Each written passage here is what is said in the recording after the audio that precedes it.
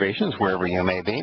With tongue planted firmly in cheek, he begins today by saying that forces have conspired to bring us back to the topic that we thought we may have concluded a week ago on Observations, that of conspiracy.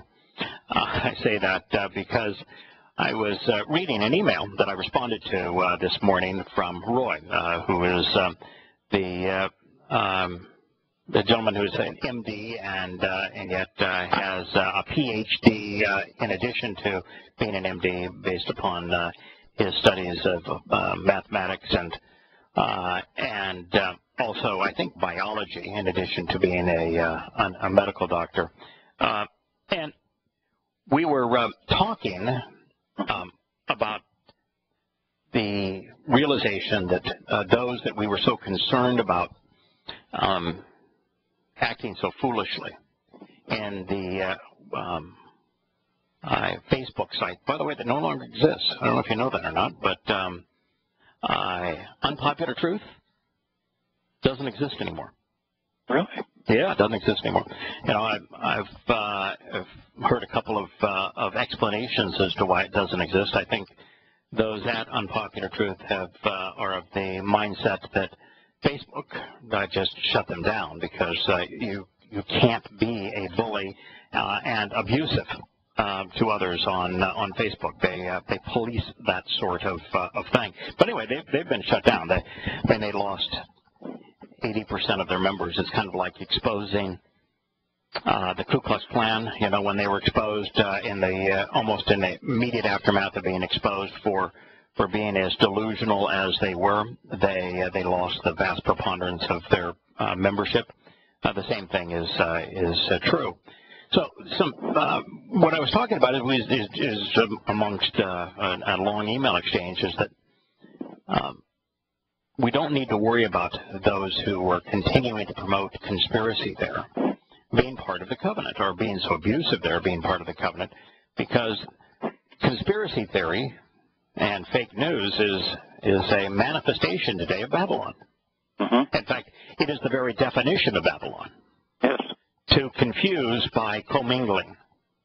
And with conspiracy theories, little tidbits of truth are commingled with copious amounts of lies. So Roy wrote the following email to me that he might have sent it out late yesterday. I received it this morning. It says, conspiracy theories and fake news are indeed a manifestation of Babylon today. They are not new, deception being one of the main drivers for most of man's history. Boy, isn't that the truth. Whether it is the case, whether it is the ease with which lies are spread with our modern technology. Boy, that's the issue with social media today and the Internet, or the result of the tsunami of information, both false and true, or the lack of education. Most people are now no longer capable of differentiating between truth and lies. That's not just Roy's conclusion, it is my own. And I think it is a combination of those things. Yeah, I think it's a lot more than just you two. Most everybody has come to that conclusion that has a brain that I don't. What is going on with these people? Yeah. He gives an example. He says, I doubt most pilots, and he's using this, again, with his tongue pressed into his cheek. He says, I doubt most pilots would be in on the chemtrails idea, as I'm sure they have no way of knowing what's in the fuel that someone else pumps into their tanks. Or how would they know? How would they do a sniff test? Would they have a chemical lab in their cockpit? Has someone told them then all that what's going on, or are they just all going along with it? So he says, what I have just said now, he said, would be taken as evidence by the conspiracy theories that chemtrails are true. And considered in isolation, that does give some tepid support to their theory, but only by ignoring all other reasons why it can't be true. And that's the key. And that's the key. All the other stuff. Yeah, I mean, that's like saying government is bad, therefore government is promoting conspiracies. No.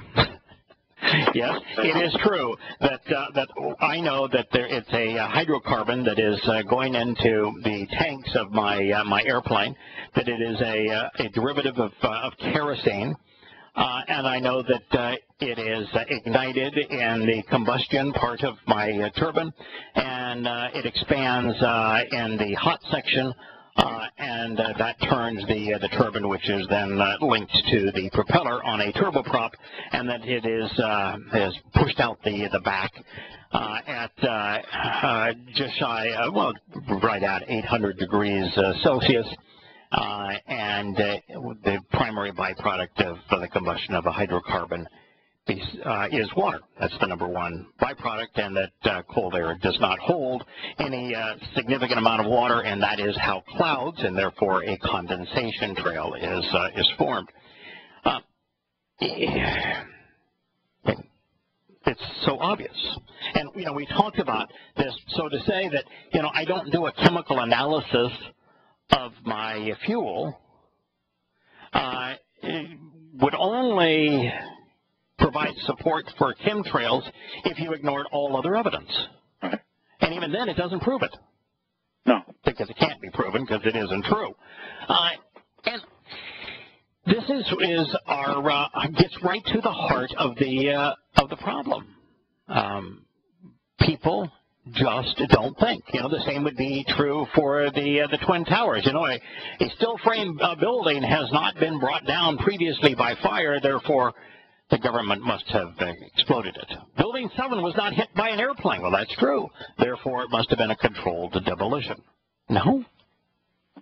There are, and we went through this with our last program, there are very clear scientific, engineering, analysis, metallurgical analysis of what transpired. And once the events were set into place, that was what's going to happen with the chain of events, cause and effect. Extremely straightforward, irrefutable explanations, and yet you have to eliminate all of that with proposed theories and motivations that cannot be proven to get to the preposterous claims. Now, the reason that this is important is severalfold. But part of it falls into the explanation, and by the way, Roy's email goes on, and I'm just going to now jump to my response. Evidence and reason has led us to the irrefutable conclusion that most people lack the will or ability to think effectively. Just observe them trying to drive a car, or listen to them try to explain why they believe a religion where their God on a stick dies. Consider the Manchester bomber who bombed little girls on behalf of his God because he sought revenge for the American bombing of Muslim girls. If one was wrong, how could the other be right? There are many reasons for the degradation in thinking. Some have been with us for a long time, while others are relatively new. Throughout history, religion and politics thrive by conditioning believers into dismissing all evidence critical of their illusions. Those who express views counter to either are labeled heretics or unpatriotic, and they're dealt with harshly. More recently, political correctness serves serves to place a price that is way too high on being discriminating and judgmental. And that price is being ostracized and condemned. And free speech. Exactly. Social media has degraded a participant's ability to use words appropriately and write effectively. Boy, reading the posts that were in Unpopular Truth was absolutely proof of that. That people lost the ability to write effectively. Now, if you do not have the ability to use words appropriately and to string them together in an appropriate manner, it in turn destroys your ability to think, because we think in words, and impairs a person's capacity to convey even opinions convincingly. Without training in rhetoric, logic, or debate, when such opinions are challenged, the opinionated gets frustrated and they lash out emotionally, personally attacking anyone and everyone who seeks to discredit what they believe. The current protestations nationally, and particularly in Europe and the United States, against hate serve as an example of this problem. Having read the posts of those who were confused and poisoned by moronic conspiracy theories and fake news at the no longer existing Facebook site, I saw firsthand just how dangerous they are, corrupting a person's ability to use their nesama, their conscience, their ability to think rationally. The faithful become emotional and abusive in their support for utter babble. The conclusion that most people are unwilling or incapable of critical thinking is based on observable evidence. It's deduced rationally. Further, a variety of reasons behind this condition can be substantiated.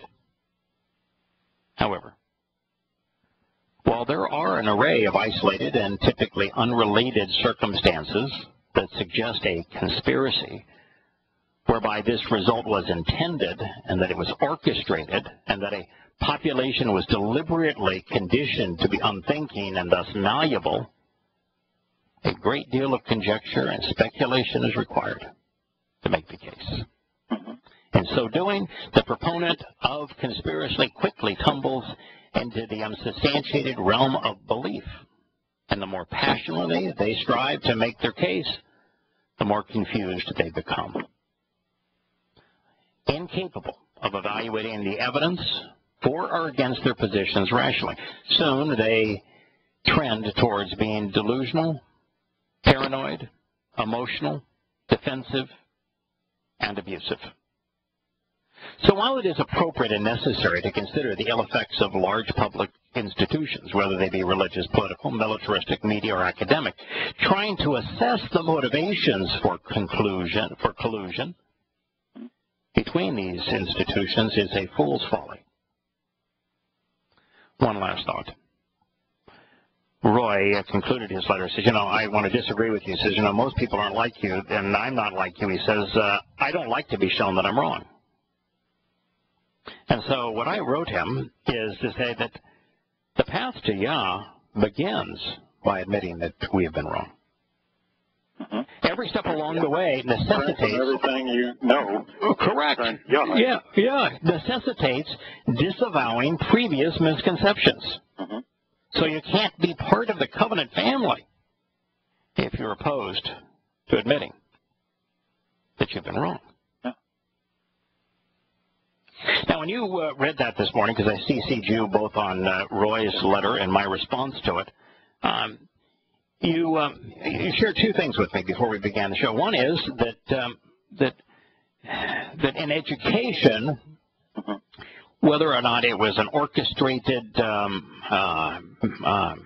event or just here's cause and effect, you said that there was a proclamation in education that was promoted with an almost religious zeal that led to this incapacity to think, and that permeates education today. What was that called? Well, it was philosophy, and it was called experimentalism, and they couldn't sell it because it was too stupid. You're just a wave in the ocean, and you have to relate to things rather than build knowledge to be able to use your nesama, for instance.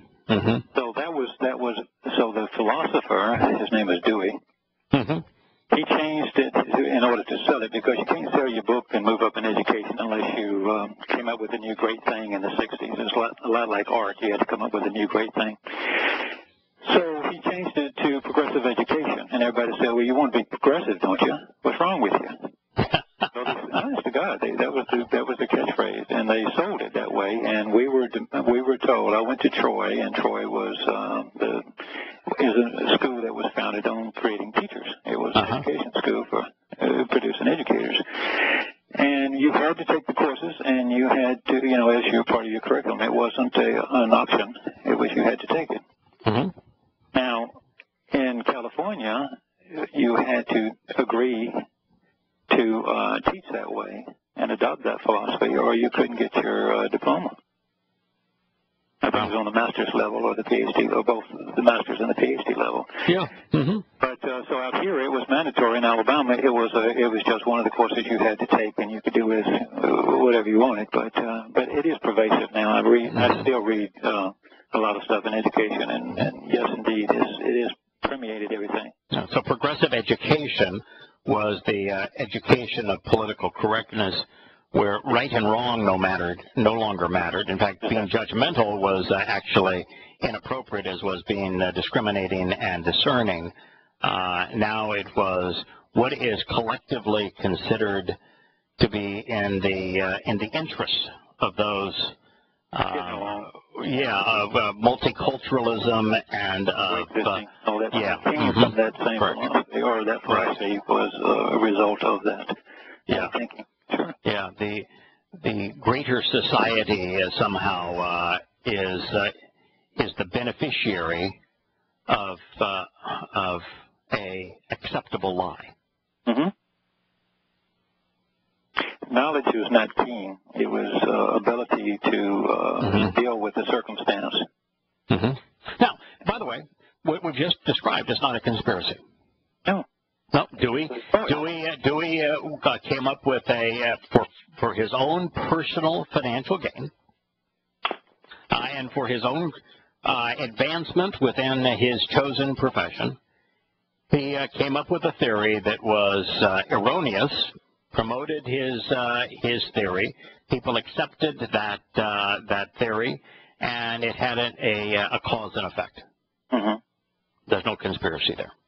Craig, I was a friend of and student of Dr. Max Rafferty, who was the dean of our education department, and I used to illustrate his articles in magazines and stuff. So, and I knew him on a personal basis. And I asked him one time, I said, "Why do I have to teach this course? You don't agree with it. You wrote Why Johnny Can't Read, bestseller, and all these books and articles." Mm-hmm.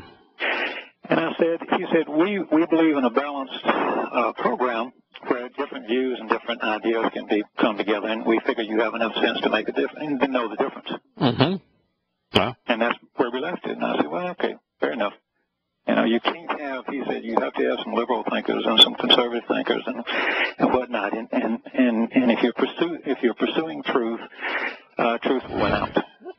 Yeah, that's what you're not thinkers, but bias. There are people with a liberal bias. There's people with a conservative bias. There's people with a politically correct bias. Right. There's people with a rational bias. There's bias is something that is essential to our the way we process information. We process it through a bias. My personal bias, I've tried to condition my own perspective and bias so that it is as similar to that of the Torah and to Yahowah as possible. So I have a bias. Sure. And without a bias, it's very difficult for us to have to process information. It's your filter. It's my filter. It is point of view. Sure. Right. It is my filter. I have tried to accept God's filter. I think it is the most reasonable filter. The filter that lends itself to understanding, where I think that man's filter, which is this a socialist, secular, humanist, politically correct filter, multicultural filter, is irrational. And in that filter, you will accept wrong so long as it is popular. I'm not a fan of that. Now, that led you to a statement that several programs ago, when we were reviewing Chapter 8 on Zion, on signs posted along the way, I read the following statement. It's from Dabri Ha-Yomim, which is Words of the Time, 1 Chronicles 29:18, and this is what it says. Yahowah, God of Abraham and Yishak, as well as Yisrael, our fathers. And then it says, I genuinely and emphatically want you to choose to focus and highly regard this forever, concerning the purpose, inclinations, and intentions of the thinking and judgment of your family, and prepare their ability to think, reason, and respond to you. So this is right out of Yah's mouth. Yeah, Dode being inspired by Yahowah to say the thing that I really want you to do, more than anything else. This is the conclusion of a life's worth of study. Is I want you to genuinely and emphatically to choose to focus on and highly regard forever the purpose, the inclination, and the intention of thinking, of exercising good judgment on behalf of your family, and prepare their ability to think, to reason, and to respond to Yahowah. To you, it says here, but he's speaking to Yahowah. To Yah's implication, certainly. Yeah. If he's in the right frame of mind, they would be responding to Yah's right. Extraordinarily important to learn how to think, and yet there are a lot of factors in our society that have rendered the preponderance of people unable to exercise critical thinking. Well, now, read the word that you've translated thinking. I mean, to reason, rational thought, design, purposes, calculations, computations. I mean, yes. Think is more than, you know. Yahowah is the Hebrew word.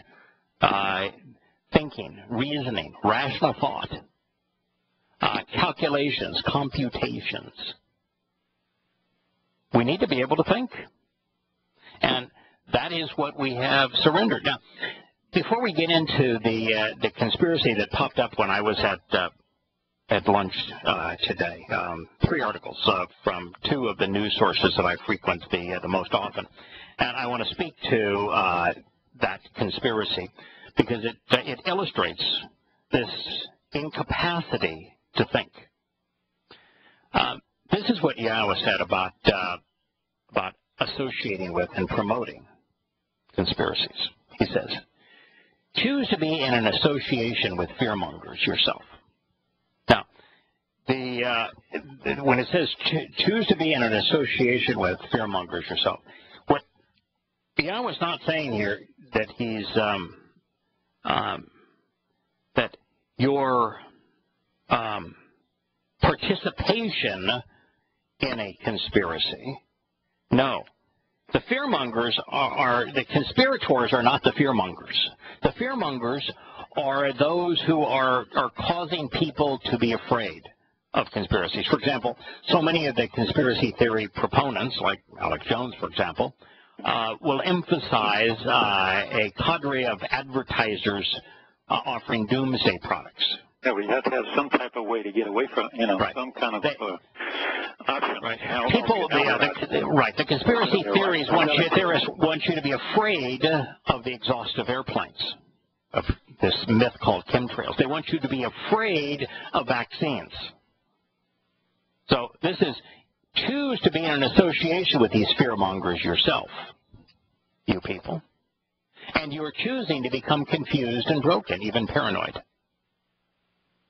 So if you're in an association, Facebook site on what was called Unpopular Truth, where their staple was promoting these fearsome conspiracies, God's saying if you do that, you are choosing to be confused. You're choosing to be broken. You're choosing to be paranoid. You're making a decision of your own free will to be dismayed and discouraged, to become psychotic, distrustful, frightened and anxious, scattered and destroyed. You're opting to fail and be annihilated, subjecting yourself to something dreadful and destructive. Now, why would anybody want to do that? But yet, people choose to be part of these sites and groups that promote fear-mongering, the conspiracies. So then, elect of your own free will to listen. Think about what you hear and respond thoughtfully. Azan, choose to hear what is being said so that you're properly informed. Everyone in distant places and faraway lands, choose to be free of all outside influences as a means to protect yourself from harm. Or, what's the alternative to that? What's the alternative to thinking, listening, being informed, making a rational analysis of the evidence? The antithesis of that is, become confused and paranoid. Yeah. Chadath. Becoming dismayed and discouraged, psychotic, scattered and destroyed. Choose to contemplate the motivations for a course of action based upon someone's interpretation and advice in feigned defiance of authority, and it will come to nullify the relationship, thereby harming and distancing you. That's the whole thing about conspiracies. A conspiracy is this analysis of, well, Building 7 wasn't hit by an airplane, therefore and because it had offices for government agencies, it must have been a controlled demolition because the government didn't want you to know that it was behind the destruction of the other two towers, World Trade Center 1 and 2. Well, they didn't have a shredder? So what? Sorry. The vaccines will kill you, and it's big pharma making the children deliberately sick. Why? Because they love money. They're doing it for the money. So God says, choose to contemplate motivations for a course of action. Trying to get into somebody's head and to figure out why they're doing it based upon someone's interpretation and advice and feigned defiance of authority, and it will come to nullify the relationship, harming you and distancing you. You can't be in the covenant if you're going to do that. Questioning poll. Somewhere between 12 and 1,300 pages. I was asked so many times, well, why would Paul do this? Did he know that what he was doing was wrong? Answer, yes. And why would he do it? And my answer was, why does it matter? Why do you even care why he would do it? Why is his motivation relevant? Was my answer. 1,200 to 1,300 pages analyzing that what he said was wrong. And I wrote one paragraph on his motivations, and even then I said, what does it matter? That's what God is saying here. Don't try to figure out people's motivations for whatever their agenda might be. Just analyze it. Come to understand what they've said and discern whether it's right or wrong. Their motivations are irrelevant. And this notion of focusing on the motivations for your conspiracy theory that the big pharma is deliberately making your children sick so they can make money, well, that's the thing that's going to destroy your relationship with God. Now, by the way, I'm reading here from Yahowah, chapter 8. That is what we're sharing here. Goes on to say, decide to make such statements, and it will not actually stand up, because Emmanuel, God is with us. Therefore, this is what Yahowah said to me in the manner of a strong and strengthening hand, correcting me while instructing me from walking in the way of these kinds of people. Now, before we read what God said to Isaiah, correcting Yahowah, because obviously Yahowah got into saying something. Now, this must be their motivation. This is their agenda. And God said, don't do that. And we'll hear what God said to Yahowah in just a moment. But just think of this. Decide to make such statements. The person that was the leader of this conspiracy Facebook site was, when I presented this particular statement from Yahowah in Yahowah 8. It said all it says is don't participate in conspiracies. It didn't say don't expose them. What do you think debar means? Debar is a word. Yeah, but debar means to speak, and debar means word. As a noun, it's word, and as a verb, it means to speak. So debar, don't speak these kind of statements. He didn't say don't participate in the alleged conspiracy. He said don't make statements where you're trying to allege people's motivations and you become in a group, you join a group of fearmongers. Don't make the statements. Any post advocating conspiracy would fall directly under this condemnation where God's saying, don't do that. May I make a comment? Sure. If you're a member of the family, cousin family, and you know, and you've studied for a while, and you know what's coming, and you read the prophecies, there's so many huge things coming that are so destructive that even if any of these things, regardless of the motivation, were somewhat true or whatever, they pale to insignificance.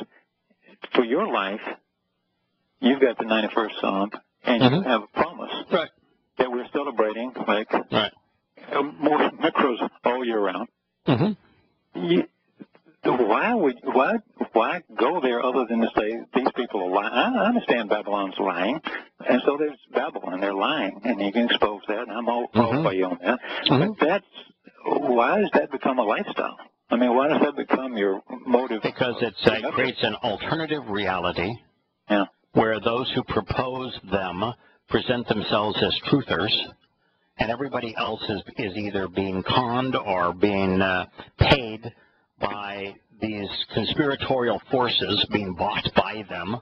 And so the conspirator presents themselves as the source to be trusted, as the truth in what is now an alternative reality, a reality of their own. And so they gain control and popularity amongst people that are easy to deceive. It's no different than proposing a religion. You create an artificial reality where you are considered to be the source of truth. Paul did it. Muhammad did it. What a waste. It is an utter waste. To do it, you can't be covenant. That's what God's saying here. Not only can't you be covenant, you can't be rational. But you're competing. Right. Yeah, you're competing with God on your alternative reality. Okay. That's right. So therefore, this is what Yahowah said in the manner of a strong and strengthening hand. God has got Yahowah by the hand here and grabbing him tight and says, now come on, I want you to listen to me. I'm going to instruct you and teach you, guide you from walking in the way of these kinds of people, these conspiracy theorists. I'm going to tell you why I don't want you associated with them. And it's not, he's not talking about walking in the way of you got plenty of places where he says don't be militaristic, don't be religious, don't be political. No, this time he's saying, I don't want you to be advancing the agenda of those who are fearmongers, of the conspiracy theorists. So he says then, do not make a habit of conveying as a conspiracy, therefore, anything that they continually refer to as one of these conspiracies, so as to wonder about them or be inspired by them. You should neither respect nor fear them, and do not be shaken or disturbed by them. That's Yahowah 8, I think 8 through 12. Yeah. So, I mean, how could you be any more definite than this? God says, I do not want you to make a habit of conveying, and this is choose not to communicate or express in words on an ongoing basis. Never decide to speak of, declare, or suggest so as to continually infer, do not routinely designate something as, or improperly promote, call imperfect, paragogic, non-active. What that means from a grammatical point of view in Hebrew. God is saying, what he's saying is you should take as actual and genuine. The imperfect, don't do this on an habitual or ongoing basis. Paragogic means under the auspices of free will, expressed in the second person. So do not make a habit of choosing to convey as a conspiracy, a cashier, anything related to tying things together in a closely associated thread to show people conspiring together in a united way in an attempt to bind or harm others. Any act of consciously joining together as a planned scheme of defiance in an attempt to restore a political system, establish a new government, or as a treasonous act, or to impose a religion, thereby creating or trying to demonstrate the illegal and appropriate motivation and intent of a coordinated group of conspirators from Kashar to bind and tie things together in a conspiratorial plot perpetrated by an alliance. Do not make a habit of conveying as a conspiracy, therefore, anything and everything that they continually refer to as one of these conspiracies. I didn't have that easy to pull up. I mean, I'm on my piles of things. So I grabbed the Dead Sea Scrolls Bible, and which is, it'll tell you what, of course, Isaiah, most 99% of it is available to us through the Dead Sea Scrolls. But even the English translation in there is, do not call a conspiracy everything that the people call a conspiracy, and don't revere and awe it, these things. Right. So, Right. It's all over the place. I mean, what do you want?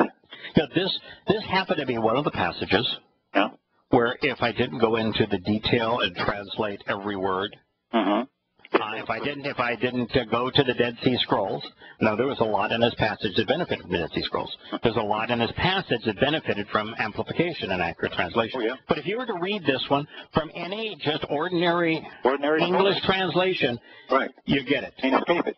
Do not promote conspiracies. And God stated why you should not do it. He says at the beginning of the statement, because if you are one of those advocating and promoting conspiracies, you're going to become psychotic, you're going to become delusional, you're going to suffer dreadful consequences, and ultimately going to squander your soul. You're going to cease to exist. Well, if you feed your soul with these words, it's the same old story. What you feed your soul, what words you feed your soul with, that's what it'll become. Right. Well, one of the reasons for this is that God recognizes that throughout time, conspiracies cause people to lose their ability to think rationally. There is an appeal to conspiracy, and we're going to go into this program. We're going to talk about the vaccine conspiracy. It is so easy to disprove. It is so obviously false that to believe it, to promote it, a person has to surrender their capacity to be rational. That's the only way to believe it. And God says, if you do that, bad things are going to happen. Not only are you going to become paranoid, not only are you going to become psychotic when you do that, you are never going to benefit from a relationship with me. Because you can only approach him by examining the evidence and making a rational, thoughtful decision. Now, one of the reasons that God doesn't like conspiracy is probably the worst conspiracy, the single biggest, most pervasive conspiracy of all time is anti-Semitic conspiracies. The Jews are in control of the world. They're plotting against all other races, and that whether it's Jewish bankers or the protocols of the elders of Zion, the Jews own the media, Jews own the banks, Jews own retail. Jews are plotting evil and they're in control of the world. But they're so small a population, they certainly are busy, that's yeah. And that was Hitler's theme, that Germany lost World War I, and that Germans were impoverished because of evil Jews plotting against them. Now, that's conspiracy cost 6 million Jews their lives, 1 million of them under the age of 5 years old. Wasn't harmless. No. Even today, that conspiracy is manifest in the world's largest and second largest religions. Christianity is a conspiracy against all things Jewish. Hebrew language, Yisrael, Jews. Jews killed Jesus. It's a conspiracy, yeah. They narrowed down, they decided the Hyksos, the Amalekites, were the Jews. They changed that in the history books way back. Oh, yeah. Greek times. Yeah. And so Christianity is a conspiracy against Jews and Judaism and all things Jewish. And Islam is purely a conspiracy against Yahowah's chosen people, his promised land, and his Hebrew revelations. So God knew that advocating these conspiracies was going to be something so dreadful that that those who did so would be forever estranged from his company. Now, the things you're noting are things that are provable, not just random made-up stuff. I mean, that the protocols of the Elders of Zion that was promoted by the Soviets and then also promoted by Adolf Hitler is an absolute, complete, and utter fraud, and easily demonstrable as such. Right.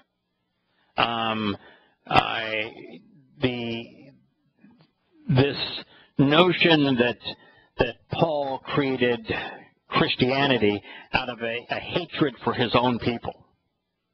You just read his letters. Yeah. The fact that Islam is the most anti-Semitic doctrine ever promoted by humanity. The only thing that comes close to it would be Hitler's Mein Kampf, would be close to the Quran in terms of anti-Semitism. Read it. Now, does it matter why Muhammad hated Jews? No. I can tell you why he did, but does it matter? No. Does it matter why Paul hated his own people? No.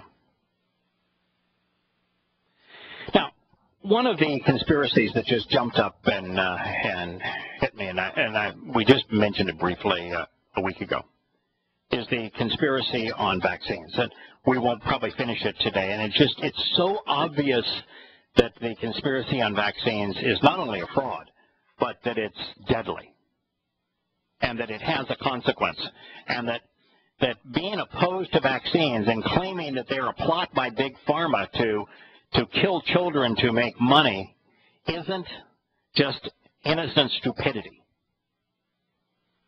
Cost the lives of millions of children. Just since the time that Wakefield promoted this myth for financial gain, and in fact, we'll go through what the fraud that was involved in that. Over that period of time, on average, between 125,000 and 250,000 children under the age of 5 have lost their lives simply because they were not immunized to the measles vaccine. This fear of immunizing children with the measles vaccine is today the single largest cause of death for children under the age of 5. Now, that's not an innocent belief. That is one that has a direct cause and effect on the lives of others. So today I was reading a BBC article, and it said that both German and Italian schools both have been inundated with Muslims who are particularly irrational in this regard, that are now prohibiting students who are not immunized, particularly from measles and mumps, because their poor choices are negatively affecting the lives of others, putting them at risk. This spring saw the first death from measles in the United States in 10 years. Measles infections are at their highest level since the disease was supposedly eradicated. Well, the reason that measles is back is because between 10 and 20% in certain states and in certain population centers, it's worse in places like in Seattle, Washington, and Minnesota, and Michigan, and in Texas for different reasons. Mostly in faith-based communities, Muslims and fundamentalist Christians who have been hoodwinked beguiled into believing that there is some kind of connection between the measles vaccine and not only autism, but a number of other complications. And it's not true. More and more parents, are refusing to immunize their children. The influence of a loose group of fringe campaigners against immunization, called the anti-vaxxers, as they are known, has been spreading. And with it, disease. Just as God says that religion is a disease, conspiracy is a disease, and it's a deadly one. Vaccines can cause adverse reactions in a small number of people. We went over that. The number one consequence of adverse reaction to the measles vaccine is encephalitis, swelling of the brain. 1 in 83,000 get it. Do you know how many children under the age of 5 have been spared in the last 15 years because of the measles vaccine? No, sir, but I think you told me not too long ago. 2 million. And that's a big number. 2 million. And yet, well, in fact, I don't think it's 2 million. I'm trying to think of it now. I think it's 20 million. It's actually the number. It's 20 million. And yet 1 in 83,000 has an adverse effect. You know what the number one non-deadly effect of the measles is? Encephalitis, swelling of the brain. And when measles was rampant, it was a very substantial reason that the children were had to be institutionalized, and they became mentally handicapped, was because of the consequence of the encephalitis symptom of the measles. When I grew up, a lot of people had measles. I had measles and stuff, and it wasn't such a thing. Is it worse now? I mean, because 1980 was when we started seriously vaccinating people against the measles. In fact, here's the numbers exactly. 2015, 134,000 deaths worldwide due to measles.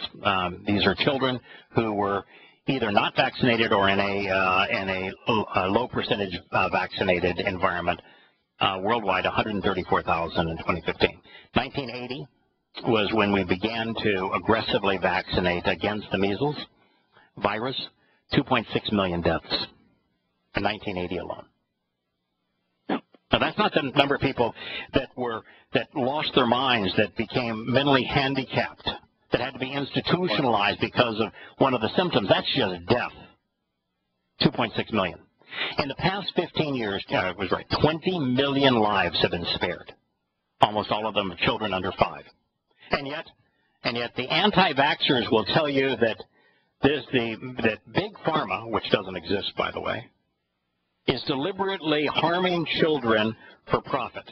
when in fact, over the last 15 years, just from this one vaccine, 20 million lives of children under the age of 5 have been spared. And can you imagine being any further from being wrong?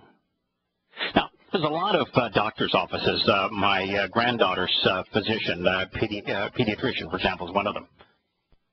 If your child does not keep up with vaccines, they won't allow you to come into their office.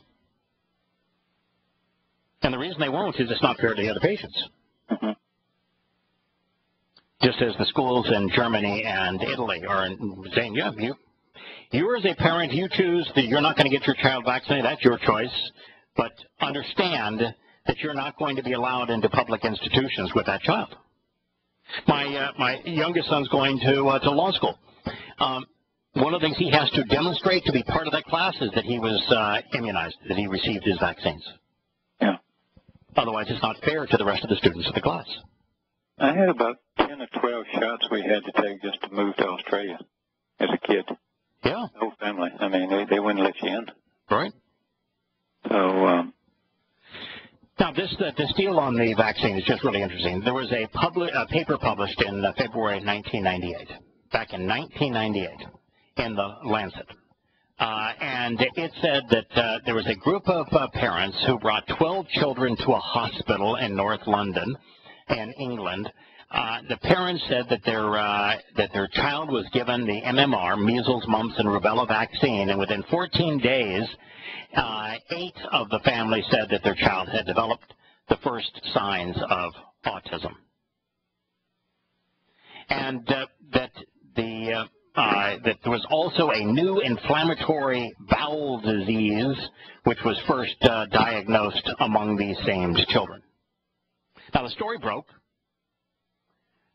The gentleman, Andrew Wakefield, that led the, I'll put in air quotes, study, went on did a press conference, and when he said, oh, boy, this proves that you should not give the MMR vaccine, and that there's a link between the MMR vaccine and autism and what later became known as Crohn's disease. But guess what? He not only fabricated the test, he did so for financial gain. You know, of the 12 children that were quote unquote evaluated, that just so happened to have come to the hospital to have their children receive this vaccine and then reported the first signs of autism, that's not how he found them. No, there was a law firm that wanted to promote a class action suit against the manufacturer of the MMR vaccine. And so that law firm went to, ran ads to see if they could find families that were willing to join in the class action suit, and that's how the 12 were found.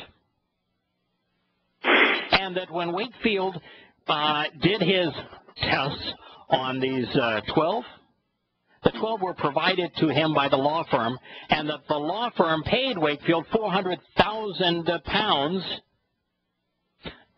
to try to prove the link. I think you've skewed your test. Yeah, and then the graduate student that was actually doing the analysis said, every time we found that there was no link, Wakefield just ignored it, because he not only had been paid by the law firm to attest that there was a link, but he, at the same time of his announcement, he filed a patent for a singular vaccine that only has measles in it and removes the other two, and that his patent, from that patent, should the MMR vaccine be somehow called into question by his research, he would make a fortune. So all of these anti-vaxxers say that, oh no, it's big pharma that is in collusion to make your child sick so they can make money, and they're saying that the great hero of their movement is Wakefield, when in fact Wakefield was the one who was accepting bribes to fabricate his findings. And this is not a secret. All you have to do is Google Andrew Wakefield. Read the Wikipedia article on him. It's all there. Every bit of the findings. There was a gentleman, his last name is Brian Deere, last name Deere. He was the one that said, you know, I went to interview one of those families, and they said their story was absolutely nothing like what the article in Lancet claimed, the antithesis of it. And then I found the story that the law firm that had contacted the family and recruited them to be part of the class action suit. And then he went on to find how much they had paid him.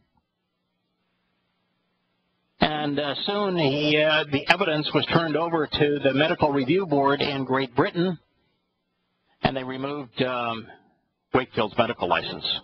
Good for them. And the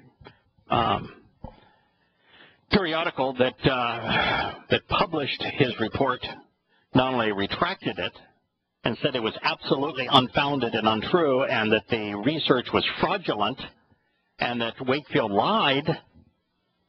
They said we have subsequently sponsored additional research, and no one can correlate any of his findings. Oh, that's pretty powerful. It's all there, and yet the anti-vaxxers still claim that he's their hero.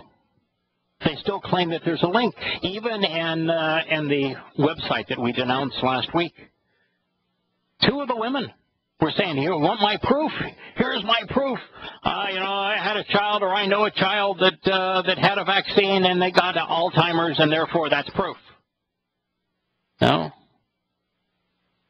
Yeah, autism. I'm sorry, autism or autism, and it's just like the myth that remember how it was promoted on Alzheimer's that if you used aluminum cookware, you were more susceptible to Alzheimer's.